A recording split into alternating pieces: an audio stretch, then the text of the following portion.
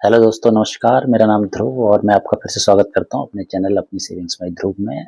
आज का जो टॉपिक है फिक्स्ड डिपॉजिट यानी कि सावधि जमा, इस पे हम बात करने वाले हैं। सबसे ज़्यादा लोग इस पर बिलीव भी करते हैं और अपना इन्वेस्टमेंट का जो पोर्शन है वो इसमें सबसे ज़्यादा है।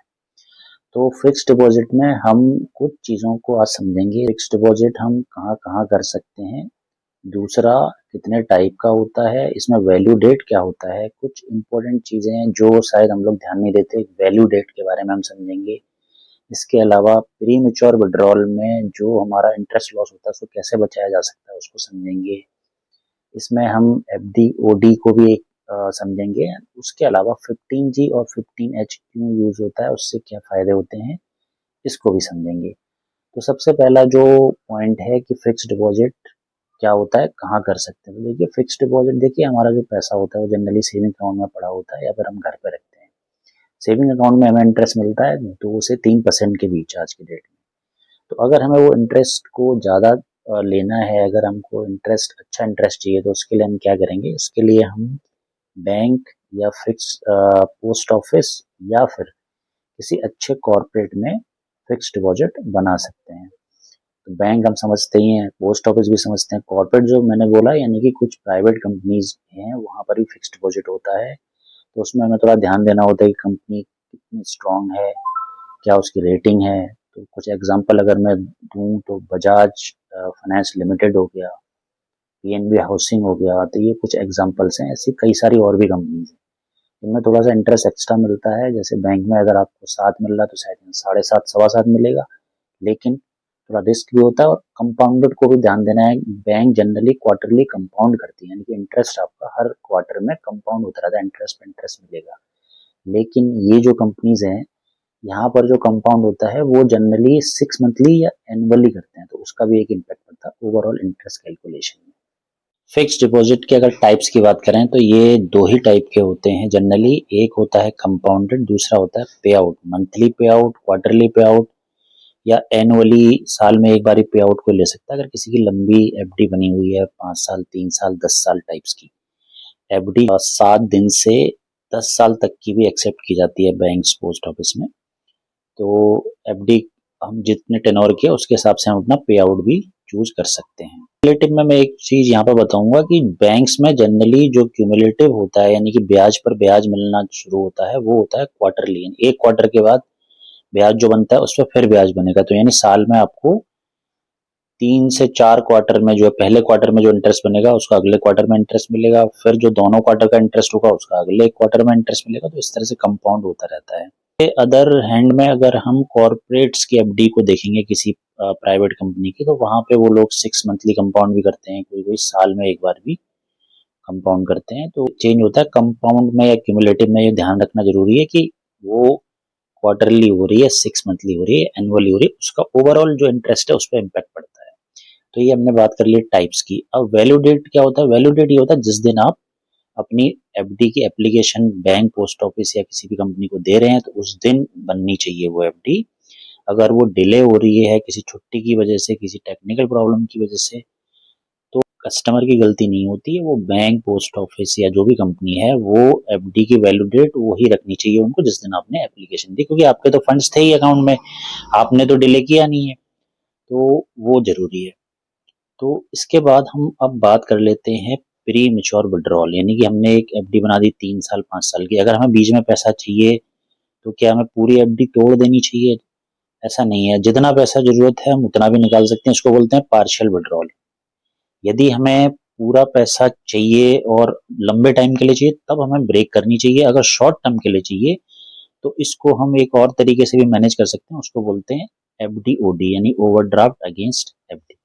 एफडी ओडी का कॉन्सेप्ट क्या होता है? मेरी एक फिक्स डिपॉजिट है बैंक में, मान लीजिए 1 लाख रुपए की है, और मेरी रिक्वायरमेंट क्या है कि मेरे पास फंड्स आते भी हैं और फिर मुझे रिक्वायर भी होते हैं कि मुझे कहीं देने भी होते हैं।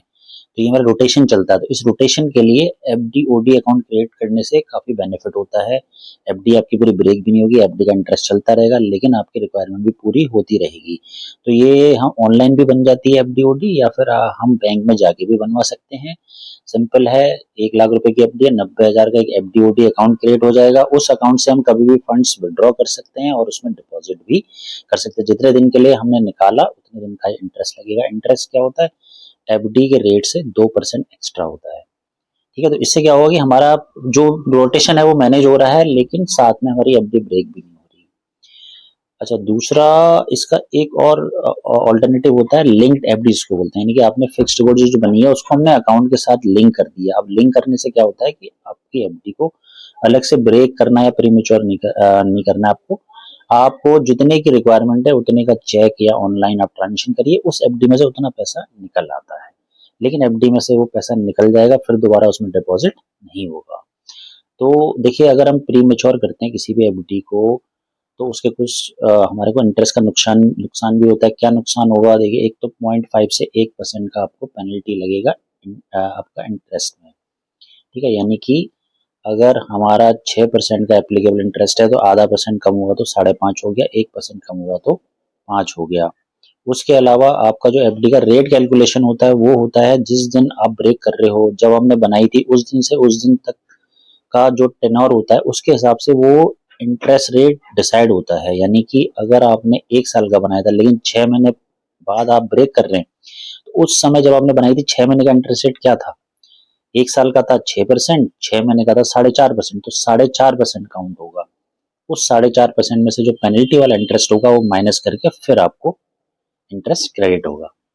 अगर हमें क्यूमुलेटिव और नॉर्मल इंटरेस्ट में डिफरेंस देखना है तो उसके लिए हम कोई भी फाइनेंशियल कैलकुलेटर यूज कर सकते हैं। उसमें फिक्स्ड डिपॉजिट में आप चेक करिए कि नॉर्मल फिक्स्ड डिपॉजिट और क्यूमुलेटिव या पे आउट वाले फिक्स्ड डिपॉजिट की अलग अलग कैलकुलेशन अगर हम करके देखेंगे तो उसमें पता चल जाएगा कितना डिफरेंस आता है इंटरेस्ट में, 1 साल, 2 साल में, 3 साल में। अलग अलग टेनोर भी हम चेक कर सकते हैं, क्योंकि देखिए कभी भी इंटरेस्ट पे इंटरेस्ट अगर लगता रहेगा तो क्या हो रहा है, हमारा इंटरेस्ट भी इन्वेस्ट हो रहा है। तो इसलिए ऑब्वियसली जो क्यूमुलेटिव है उसमें इफेक्टिव इंटरेस्ट रेट ज्यादा होता है। तो ये हमें समझना है। उसकी कैलकुलेशन मैं एक बार आपको दिखा भी देता हूँ कि किस तरह की इसकी कैलकुलेशन होती है। ये एक फाइनेंशियल कैलकुलेटर है। हम देखते हैं पे आउट का कैलकुलेशन। फॉर एग्जांपल 1 लाख रुपए का हमने अमाउंट ले लिया, 7% का इंटरेस्ट, 3 years का टर्म एंड मंथली पे आउट। सो मंथली पे आउट, और इसको हम कैलकुलेशन करते हैं, कैलकुलेट। तो क्या आया? टोटल इंटरेस्ट आया 20,878 रुपये महीने का, लगभग 580 रुपये। अब हम इसको क्यूमुलेटिव में देखते हैं। तो क्यूमुलेटिव में 1 लाख, 7%, 3 years कैलकुलेट किया। टोटल इंटरेस्ट कितना आया? 23,143। यानी कि 3 साल में अगर क्यूमुलेट हो रहा है इंटरेस्ट पे इंटरेस्ट 1 लाख का, तो वहाँ पर लगभग 21,000 आ रहा था और यहाँ पर 23,143 आ रहा है। तो ये डिफरेंस आ सकता है अगर क्यूमुलेटिव हम लेते हैं, यानी कि we get interest on interest. अब हमें ये भी समझना है कि इंटरेस्ट पे टैक्स क्या रहेगा।